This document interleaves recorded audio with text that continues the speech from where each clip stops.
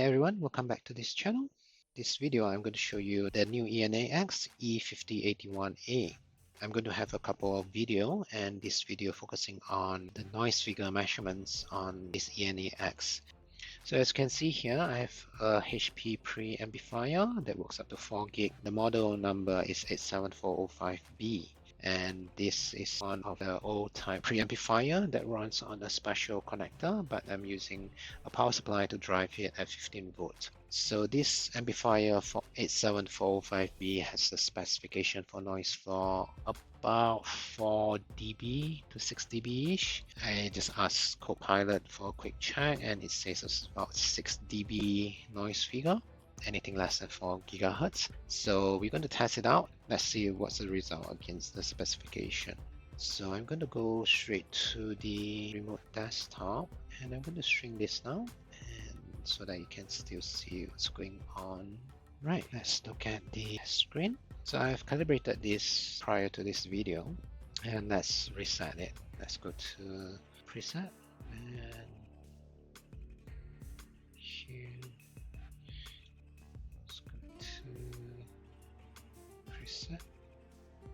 So first of all, we have to get into the noise figure measurement suite, which you can do over here.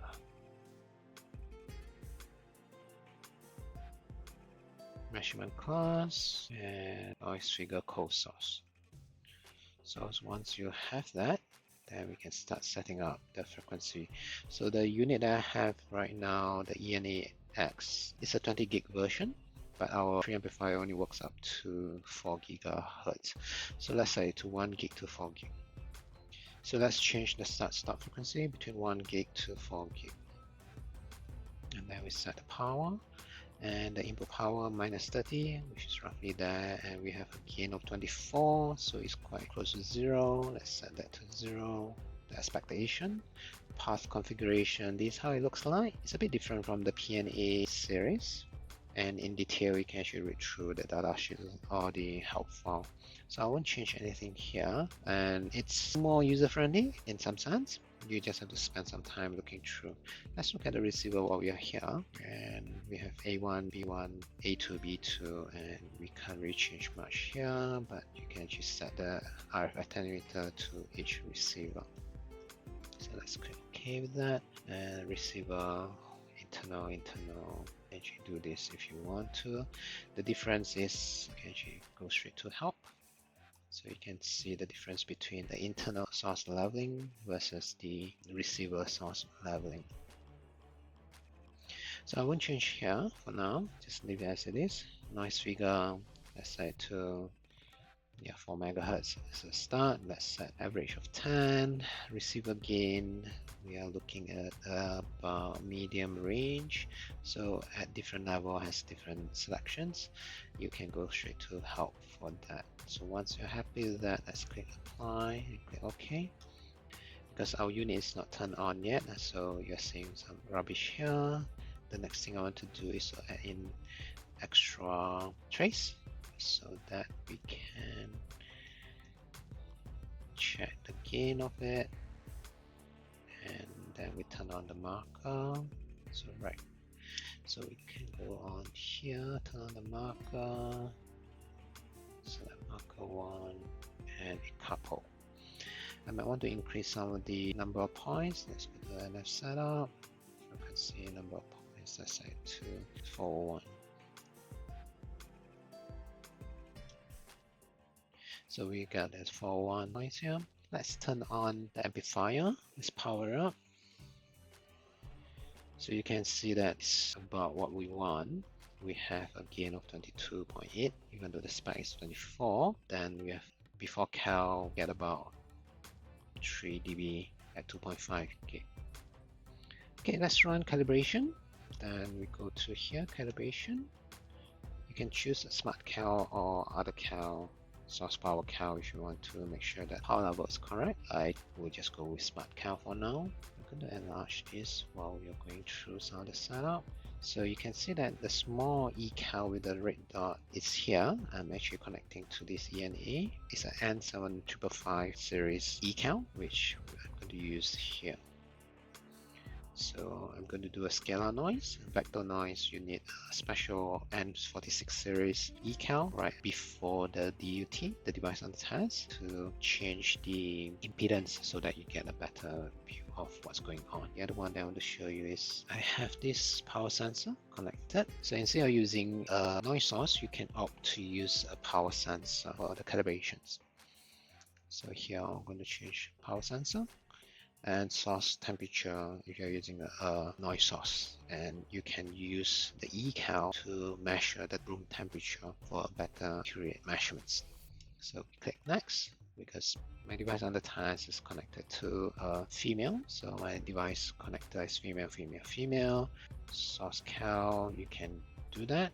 If you want to set the spec, currently spec tolerance is 0.5 dB, which is quite good. And if you're interested to know how to set the power meter config, is in power meter or power sensor, then it should display here.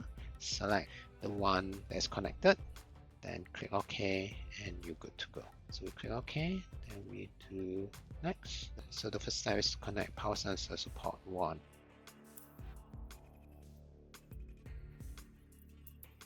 So power sensors, connecting to port 1,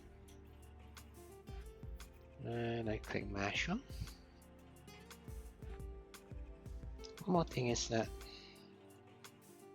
there's a linear region for the calibrations, so you might want to change it to something closer to the expected input power. For my case, it's -30, and I'm calibrating at 0 dBm.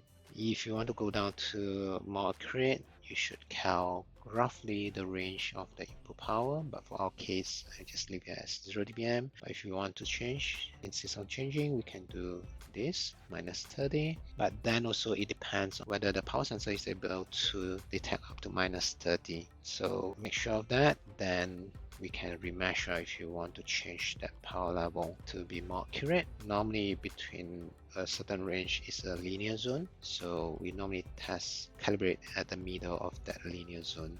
So for our case, for the sake of argument, let's put it at -30 because that's what I want to input to the device on the test. Then we connect the ecal to port 1. So we remove the power sensor. So this is a USB power sensor type, and it's more flexible than the power meter power sensors combo. Ecal, port 1.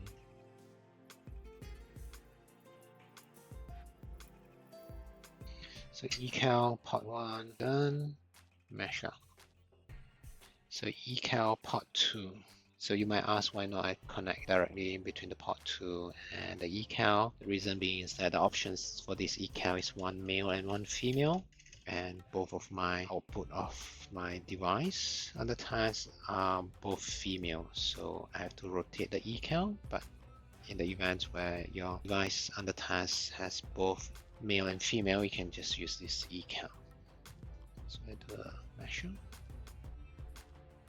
So adapter between port 1 and port 2. So I have a true, female to female, true. And this is where we're going to calibrate with an unknown true.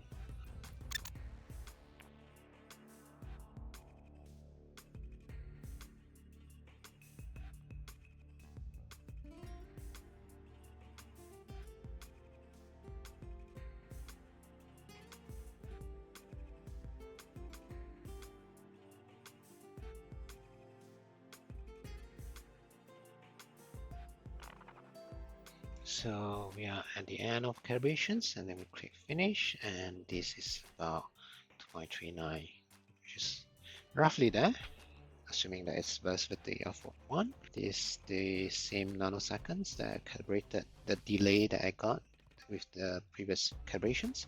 So it's roughly there, which is good. Then we click OK, and we are done on the calibrations. So we're going to disconnect the connector and put in the device on the test, the preamplifier.